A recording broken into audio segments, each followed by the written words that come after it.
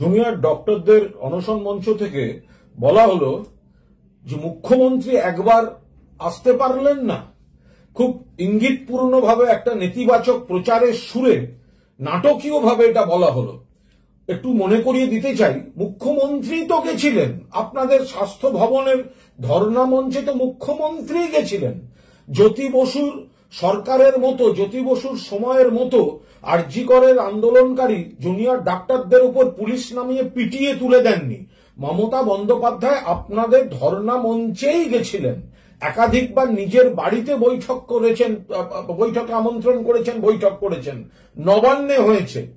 তারপরেও আপনারা যখন যেখানে ইচ্ছা বসে পড়বেন আর এক একভাবে বলবেন যে মুখ্যমন্ত্রী একবার আসতে পারছেন না, এটা কোনো কাজের কথা হলো? যুক্তিসম্মত? উনি তো গেছেন, আপনারা তো ওনার কথা শোনেননি, আপনারা তো তখন রাজনীতি করেছেন, বসিয়ে রেখেছেন, অপমান করেছেন।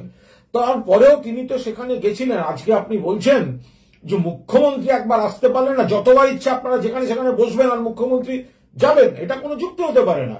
তদন্তে আজকে সিবিআই চার্জশিট সিবিআই দিয়েছে, গ্রেফতার কলকাতা পুলিশ করেছে, চার্জশিটে বিচার কোর্টে হবে, মামলা সুপ্রিম কোর্ট মনিটর করেছে, এবং যে পরিকাঠামো বাড়ানোর সেটা রাজ্য সরকার দ্রুততার সঙ্গে বাড়াচ্ছেন। এই সময় অনশনটা অনভিপ্রেত, যুক্তিসঙ্গত নয়। ছেলে মেয়েদের শরীরে চাপ নেওয়ার কোনো অর্থ হয় না। কিছু লোকের প্ররোচনায়, তাদের নিজস্ব রাজনীতির অঙ্কে কয়েকটি ছেলে মেয়ের আবেগকে বিপথে চালিত করে এই ধরনের রাজনৈতিক চিত্রনাট্য করা হচ্ছে। আমরা এর বিরোধিতা করেছি।